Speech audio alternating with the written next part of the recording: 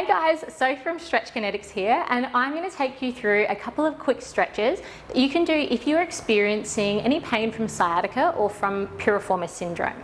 So both of those conditions tend to affect the deep lateral rotators of the hip that sit really nice and deep inside our glutes, or behind our glutes, they're rather deep to that buttocks. So the first one I'm going to show you is just into a seated position. So in the seated position here, you just want to allow that you're far enough forwards that your feet can comfortably rest on the floor.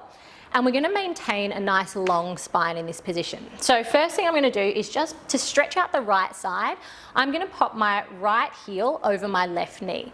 So first thing is I can just take a nice lengthen through the spine and a little push down through that right hand.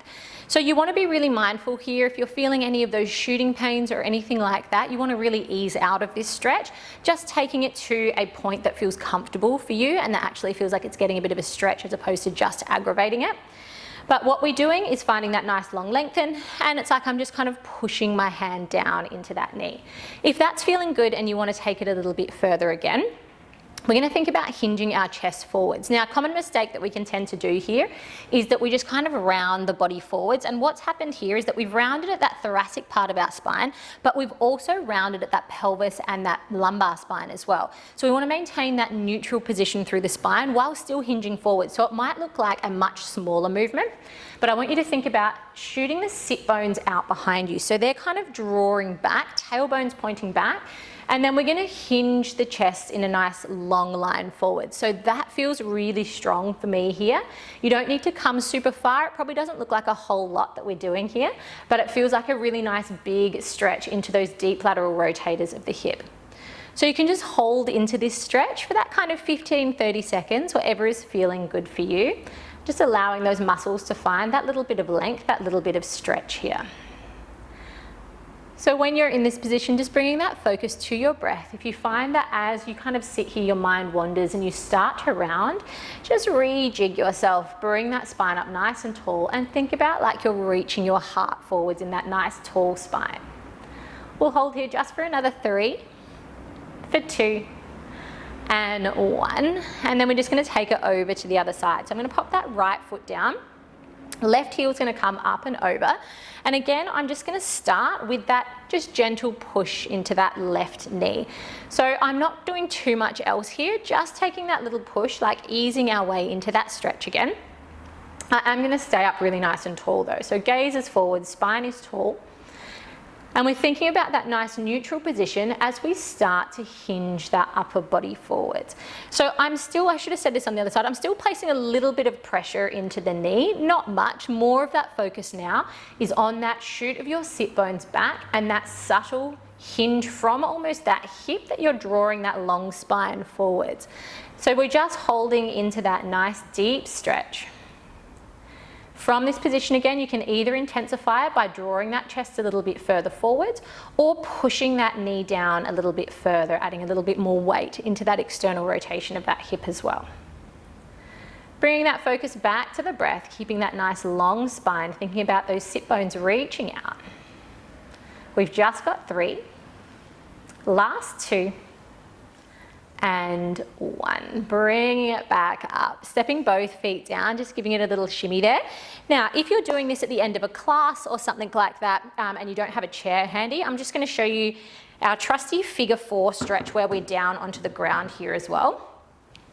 So you can just come to lie yourself down onto your back, bringing it into that supine position. I'll start with that left heel this time. So same thing, I'm going to try and keep my spine a little bit neutral here. It's a bit harder when we're down because we're going to use a bit of a hug through that upper body.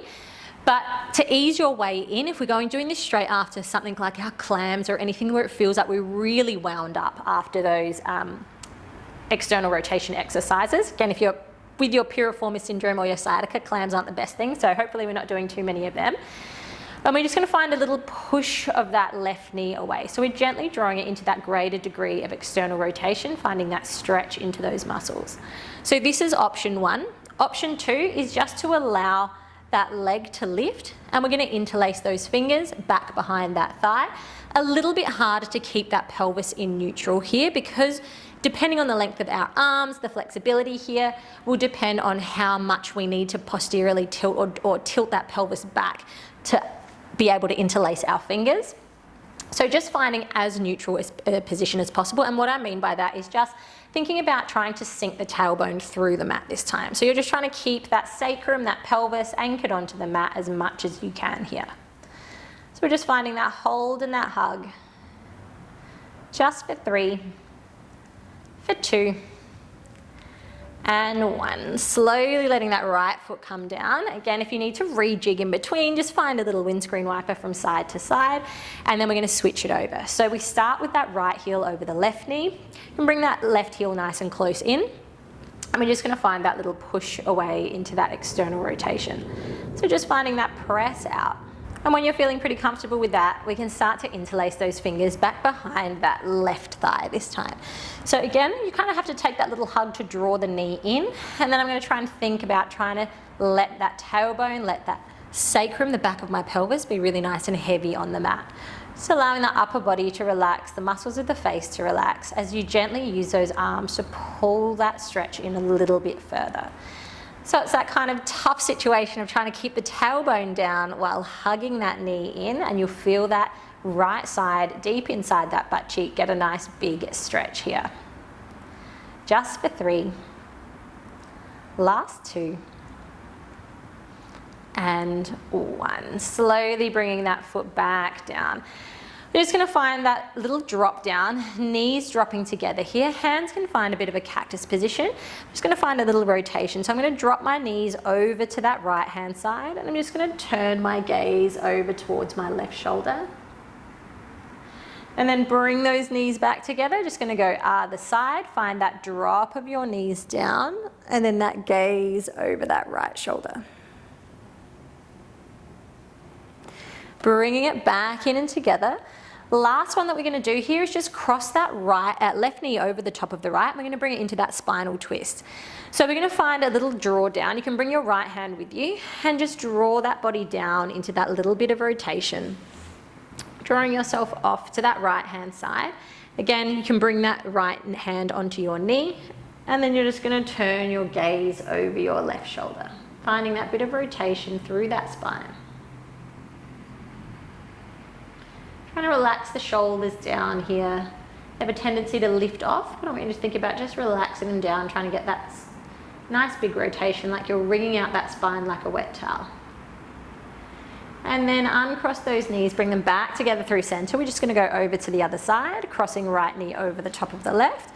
We're going to find that little rotation off, letting the knees drop. Again, I can bring my left hand down to draw myself into that rotation. And then just shifting the gaze off towards that right shoulder. And I'm trying to relax that right shoulder down here. When you've gotten into position, just see if you can let the body melt into it a little bit more. Just for 3, for 2, and 1. Slowly uncross those knees. Bring everything back up and together. Just going to find a little hug of those knees in, rolling yourself up. And those are just a couple of handy stretches that you can throw in if you are experiencing that pain from sciatica or piriformis syndrome.